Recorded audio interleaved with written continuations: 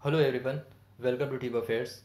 इस वीडियो में बात करेंगे banking financial awareness October first week के बारे में। 1 से 8 अक्टूबर तक के बीच में जो बैंकिंग फाइनेंस और इकोनॉमी से रिलेटेड जो भी न्यूज़ है, ये वीडियो उसके बारे में है। स्पेशली ये बैंकिंग एग्ज़ाम के लिए, लेकिन दूसरे एग्ज़ाम में भी ये आपको काफ़ी हेल्प करेगा।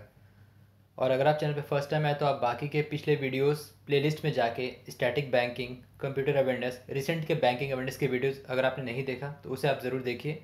और इससे पहले ठीक पहले वीडियो आया था जो लास्ट बैंकिंग अवेयरनेस का, वो सितंबर बैंकिंग का पार्ट 3 था। उस वीडियो का लिंक भी नीचे डिस्क्रिप्शन में, उस वीडियो को आप ज़रूर देखें। तो चलिए वीडियो को शुरू करते हैं। Banking financial awareness October first week, video bilingual में होगा। पहला सवाल है, recently which bank remove from the PCA framework by RBI. तो आरबीआई ने हाल ही में किस बैंक को पीसीए फ्रेमवर्क से बाहर निकाला है? इसका सही जवाब होगा option A, Indian Overseas bank. तो रिसेंटली आरबीआई ने इंडियन ओवरसीज बैंक को पीसीए फ्रेमवर्क से बाहर निकाला। पीसीए फ्रेमवर्क क्या है? Prompt corrective action. ये आरबीआई के द्वारा 2002 में शुरू किया गया था। ठीक है, तो आरबीआई क्या करता है कि बैंकिंग के बिजनेस पे और जो भी उस पर रिस्ट्रिक्शंस लगाता है, ताकि वो नए अकाउंट से फिर नए अकाउंट्स, ये सारी चीज़ें को शुरू नहीं करे, लोन नहीं दे। इन सब कारणों से और भी बहुत सारे एनपीएस, ओवर एनपीएस की वजह से वो पीसीए लगाता है बैंकों पे। ठीक है, तो इंडियन ओवरसीज बैंक को रिसेंटली रिमूव किया गया है इस नेटवर्क से। आईडीबीआई बैंक को मार्च में ही पीसीए फ्रेमवर्क से बाहर निकाला गया था आरबीआई ने, और यूको बैंक को लास्ट सितंबर में भी पीसीए फ्रेमवर्क से बाहर निकाला आरबीआई ने। अभी जो एकमात्र बैंक है पीसीए फ्रेमवर्क में वो है CBI, central bank of India. तो एक बैंक अभी मात्र है इसमें प्रॉम्प्ट करेक्टिव एक्शन के अंडर बाय आरबीआई। ठीक है, और पीसीए फ्रेमवर्क क्या डिफाइन करता है? It define banks as risky अगर वो किसी भी एक मापदंड पर नहीं खरा उतरता है, if it slip on any 4 parameters. तो आपसे एग्जाम में पूछा जाए कि पीसीए फ्रेमवर्क कितने पैरामीटर्स पर निर्भर करता है, वो 4 पैरामीटर्स हैं। वो कौन कौन से हैं? CRAR, capital to risk weighted assets ratio, CRAR, net NPA, net non performing asset दूसरा हो गया, तीसरा है रिटर्न ऑन असेट्स, और चौथा है टीयर 1 लेवरेज रेशियो। तो 4 पैरामीटर्स पर पीसीए फ्रेमवर्क डिपेंड करता है। और इस क्वेश्चन का आंसर होगा इंडियन ओवरसीज बैंक। और रिसेंटली अभी एकमात्र बैंक है वो है Central bank of India under PCA framework. दूसरा सवाल है, Stellapps and which payment bank tied up for cashless fund transfer to dairy farmers. तो इसका सही जवाब होगा option B, Airtel Payments Bank. तो स्टेलेप्स और एयरटेल पेमेंट बैंक ने डेयरी किसानों को कैशलेस भुगतान के लिए गठजोड़ किया है अपने साथ। ठीक है, और ये जो प्रोजेक्ट है ये शुरुआत होगा पहले यूपी और एमपी में, उत्तर प्रदेश और मध्य प्रदेश के लिए पहले शुरू होगा। तो ये भी आप जान लीजिए कि ये जो एयरटेल पेमेंट बैंक और स्टेलेप्स जो डेयरी किसान के लिए शुरुआत करेगा कैशलेस फंड ट्रांसफर के लिए, ये पहले शुरू होगा उत्तर प्रदेश और मध्य प्रदेश में। तीसरा सवाल है, which PSU public sector undertaking signed green term loan pact of 500 crore with Bank of India. तो कौन सी पीएसयू ने बैंक ऑफ इंडिया के साथ 500 करोड़ का ग्रीन टर्म ऋण हस्ताक्षर किया है? इसका सही जवाब होगा option C, NTPC, national thermal power corporation, NTPC. और ये लोन होगा, ये किस लिए होगा? सोलर प्रोजेक्ट के डेवलपमेंट के लिए होगा। और ये भी 2 राज्य में शुरू होगा, पहले राजस्थान और गुजरात। पहले नहीं, लेकिन सॉरी, सिर्फ 2 राज्य के लिए ये होगा, राजस्थान और गुजरात। सिर्फ राजस्थान और गुजरात के सोलर प्रोजेक्ट डेवलपमेंट के लिए NTPC, national thermal power corporation ने बैंक ऑफ इंडिया के साथ टाई अप किया है। 500 करोड़ का टर्म लोन पैक्ट है। और बैंक ऑफ इंडिया के एमडी सीईओ कौन है? अतानु कुमार दास, हेडक्वार्टर है मुंबई में। और एनटीपीसी से एक और इम्पॉर्टेंट न्यूज़ है, कुछ ही 1-2 मंथ्स पहले का, इसे अवार्ड दिया गया था best place to work. The best place to work Indian company जो है वो है एनटीपीसी। तो ये भी आप ध्यान में ज़रूर रखिए, करंट अफेयर्स का ये टर्म है। चौथा सवाल है, which international organization granted 356.67 million loans to Chennai metro rail system. तो चेन्नई मेट्रो रेल के लिए किस अंतर्राष्ट्रीय संस्था ने 356.67 मिलियन डॉलर का ऋण सहायता भारत को दिया? इसका सही जवाब हो option D, AIIB, Asia infrastructure investment bank. ठीक है, एशिया इंफ्रास्ट्रक्चर इन्वेस्टमेंट बैंक ने 356.67 मिलियन लोन दिया है चेन्नई मेट्रो रेल के लिए, जिसका मॉनेटरी वैल्यू है 2.65 लाख करोड़। और AIIB का हेडक्वार्टर कहाँ है? बीजिंग में। प्रेसिडेंट है इनके जिन लिक्विन। और अगर आपने लोन एंड फंड्स वाला वीडियो नहीं देखा है, उस वीडियो को भी आप ज़रूर देख लें प्लेलिस्ट में जाके। लगभग 1 महीने पहले वो अपलोड किया गया था। जितने भी इंटरनेशनल बैंक्स के द्वारा और नाबार्ड के द्वारा लोन फंड्स सैंक्शन एग्रीमेंट है वो सब उस वीडियो में बताया गया पिछले 6 महीनों के जितने भी हैं, तो उस वीडियो को आप ज़रूर देख लें। अगला सवाल है, which has become India's first CRA credit rating agency to join United Nations support ESG initiative, यानी एनवायरमेंटल सोशल गवर्नेंस। तो संयुक्त राष्ट्र समर्थित ESG में शामिल होने वाला भारत की पहली क्रेडिट रेटिंग एजेंसी कौन सी बनी है? इसका सही जवाब होगा ऑप्शन बी, एक्विट। तो Acuite credit rating agency has become India's first CRA credit rating agency to join United Nations support ESG initiative environmental social governance. ठीक है, और ESG जो है ये दुनिया भर में लगभग इसके 170 इन्वेस्टर्स हैं और टोटल इससे जो जुड़ी हुई CRA है वो 27। CRA क्या हो गया? Credit rating agency. और एक्विट का हेडक्वार्टर कहाँ है? मुंबई में है। इसका हेडक्वार्टर है मुंबई में। और भी एक क्रेडिट रेटिंग एजेंसी, ये सारे हैं भारत के। क्राइसिल हो गया, केयर हो गया, ICRA हो गया, ये सब क्रेडिट रेटिंग एजेंसी है भारत के। छठा सवाल है, which company signed $700 million loan agreement with SLPA Sri Lanka port authority for Sri Lanka's port. तो श्रीलंका पोर्ट के निर्माण के लिए किस कंपनी ने $700 मिलियन का ऋण एग्रीमेंट साइन किया है? इसका सही जवाब होगा ऑप्शन सी, अडानी ग्रुप। ठीक है, तो अडानी ग्रुप ने टोटल 35 सालों के लिए इसको ज्वाइंटली डेवलप करेगा। कोलंबो वेस्टर्न टर्मिनल्स को अडानी ग्रुप ही डेवलप करेगा, जिसका जो ये सैंक्शन किया गया लोन अमाउंट वो है $700 मिलियन। अडानी ग्रुप ही डेवलप करेगा Sri Lanka port Colombo western terminal को।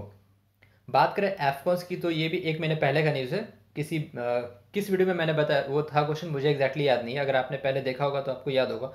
एफकॉन्स को ये मिला कॉन्ट्रैक्ट फॉर ग्रेटर मैले कनेक्टिविटी के लिए। तो भारत और मालदीव्स के लिए जो एक डील पैक्ट साइन हुआ था, जिसे एक्सिम बैंक ने सैंक्शन किया था, 530 मिलियन सैंक्शन नहीं किया था, वो अप्रूव किया था $530 मिलियन का, वो एफकॉन्स को किया था ग्रेटर माले कनेक्टिविटी के लिए। बात करें LNT को, तो LNT को भी प्रोजेक्ट मिला था Saudi solar project under green EPC order. वो था 300 मेगावाट सऊदी सोलर प्रोजेक्ट के लिए, वो LNT को मिला था। तो ये चीज़ आप याद रखिएगा। एफकॉन्स का ये है कनेक्टिविटी मालदीव से, लार्सन एंड टर्बो का है सऊदी अरेबिया से, अडानी ग्रुप का है श्रीलंका से। तो ये ऐसे कीवर्ड्स को आप रिलेट करके आप इस चीज़ को याद ज़रूर रखिए। Which bank has approved $150 million loan for Tamil Nadu urban service program? इसका सही जवाब होगा ऑप्शन डी, विश्व बैंक। तो वर्ल्ड बैंक ने Chennai city urban service program के लिए अप्रूव किया $150 million for Tamil Nadu urban service program. World bank के हेड कौन है? डेविड मालपास, हेडक्वार्टर है Washington. Which SFB small finance bank has launched current account supreme for NRIs? तो प्रवासी भारतीयों के लिए सुप्रीम जो चालू खाता है वो किस लघु वित्त बैंक ने शुरू किया? इसका सही जवाब ISAF small finance bank has launched current account supreme NRIs के लिए। ठीक है, ISAF स्मॉल फाइनेंस बैंक का हेडक्वार्टर है थ्रिसुर में, थ्रिसुर केरला। MD CEO कौन है? कादम्बिली थॉमस इसके MD CEO हैं। बात करें सूर्योदय स्मॉल फाइनेंस बैंक, तो इसके बारे में पिछले वीडियो में बताया गया था सितंबर बैंकिंग पार्ट 3 में। तो सूर्योदय फाइनेंस बैंक ने 1 अक्टूबर से ऑल ओवर इंडिया अपनी जो ATM सर्विस है उसको टोटली बंद करने की घोषणा की है। तो 1 अक्टूबर से जितने भी इसके ATM सर्विसेज है पैन इंडिया, उसे ये कंप्लीटली शट डाउन कर देगा। सूर्योदय स्मॉल फाइनेंस बैंक, इसका हेडक्वार्टर है मुंबई में। बात करें उज्जीवन स्मॉल फाइनेंस बैंक की, तो इससे रिलेटेड न्यूज़ है। कुछ ही दिनों पहले एक आया था नीरा पर्सनल लोन। तो नीरा जो पर्सनल लोन है वो है उज्जीवन स्मॉल फाइनेंस बैंक का। और गरिमा सेविंग अकाउंट जो कि वुमेन्स एंटरप्रेन्योर्स के लिए है, वो भी उज्जीवन स्मॉल फाइनेंस बैंक से ही रिलेटेड है। तो इस तरीके से आप को रिलेट करके ज़रूर याद कीजिए। और इस क्वेश्चन का आंसर होगा ISAF small finance bank. RBI granted licence of how much amount to NARCL to start operations of bad banks. NARCL क्या है? नेशनल असेट्स रिकंस्ट्रक्शन कंपनी, जो कि बैड बैंक के लिए बना है, उसी को कहते हैं। उसका दूसरा नाम है बैड बैंक। तो इसका सही जवाब होगा ऑप्शन सी, 6000 करोड़। तो RBI ने ग्रांट किया है 6000 करोड़ का licence for national assets reconstruction company under SARFAESI act 2002। तो ये भी आप ध्यान रखिए, सरफासी एक्ट के तहत। और MD कौन है NARCL के? पद्मा कुमार नायर। और इस बैंक NARCL बैड बैंक में जो सबसे ज़्यादा लीड स्पॉन्सर कौन होगा, वो होगा केनरा बैंक। ये जून का न्यूज़ है, जून के वीडियो में होगा अगर आप देखेंगे तो केनरा बैंक इज द, उस समय डिसाइड किया गया था लीड स्पॉन्सर होगा NARCL में विथ 12% स्टेक के साथ केनरा बैंक लीड स्पॉन्सर होगा NARCL में, नेशनल असेट्स रिकंस्ट्रक्शन कंपनी और bad bank. As per RBI, bank credit growth reached how much percent in first half of physical year 22, वित्त वर्ष 2022 जो अभी 2021-22 चल रहा है, इसमें जो बैंक क्रेडिट है इसमें कितने प्रतिशत की बढ़ोतरी हुई है। Growth reached how much percent first half, पहले क्वार्टर में। इसका सही जवाब होगा option D 5.8%, 5.8% bank credit growth in the first half of physical year 22। तो RBI ने रिपोर्ट डाला था outstanding credit of scheduled commercial bank June 2021 में ही, तो अभी ये न्यूज़ में आया। तो बैंक का क्रेडिट है जिसमें 5.8% की बढ़ोतरी हुई है पहले हाफ में फिजिकल ईयर 21-22 में, ठीक है। और जो पर्सनल लोन है इसमें कितने का इंक्रीमेंट हुआ है, 14.8%, 14.8% इसमें इंक्रीमेंट हुआ। Personal loan growth increase to 14.8% on year, ठीक है। क्रेडिट टू इंडस्ट्रियल सेक्टर इसमें डिक्लाइनेशन हुआ है। तो बस एक ही 2 पॉइंट इंपॉर्टेंट है, personal loan growth increase of 14.8% और बैंक क्रेडिट कितना ग्रोथ हुआ है 5.8%। For which state 24 bridge constructions NABARD sanction 303 crore, तो किस राज्य में 24 पुलों के निर्माण के लिए नाबार्ड ने 303 करोड़ की मंजूरी दी है। इसका सही आंसर होगा option A Orissa.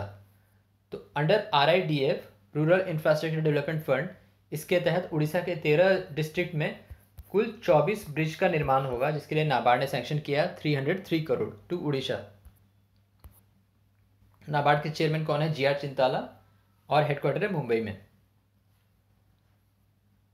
Which has launched India's first COF card on file tokenization services for merchants, तो दुकानदार और उद्यमियों के लिए भारत में सबसे पहले COF टोकनाइजेशन लॉन्च किसने किया है।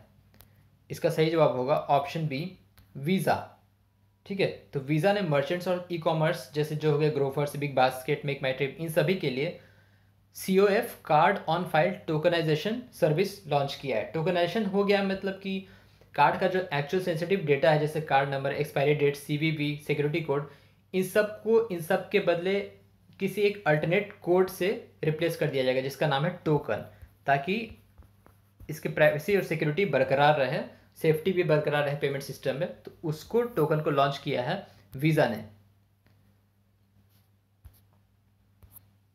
SBI Inc. agreement with 3 NBFC MFI microfinance institution for co-lending to joint liability groups, which is not among them. तो joint liability group के सह ऋण देने के लिए 3 NBFC और माइक्रो फाइनेंस इंस्टीट्यूशन के साथ SBI ने समझौता हस्ताक्षर किया। इनमें से कौन वो नहीं है।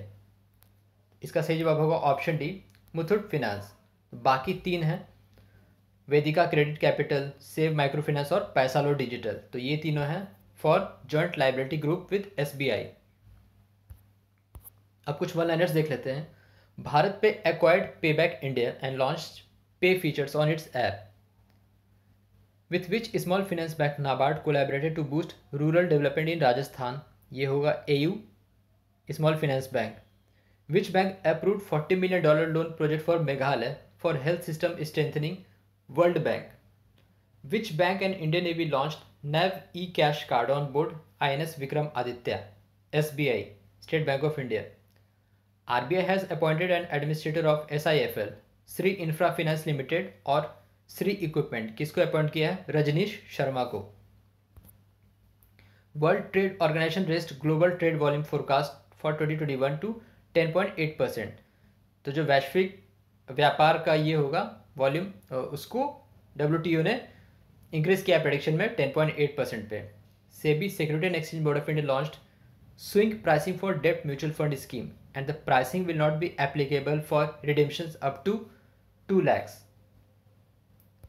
तो ये थे अक्टूबर फर्स्ट वीक के बैंकिंग फाइनेंशियल अवेयरनेस की वीडियो। आप बाकी की वीडियोस भी ज़रूर देखें प्लेलिस्ट में जाके, और रिसेंटली जो अपलोड हुए हैं सभी करंट अफेयर्स से रिलेटेड वीडियो। और प्लीज़ चैनल को सब्सक्राइब करें, वीडियो को लाइक शेयर ज़रूर करें। So thank you very much for watching the video.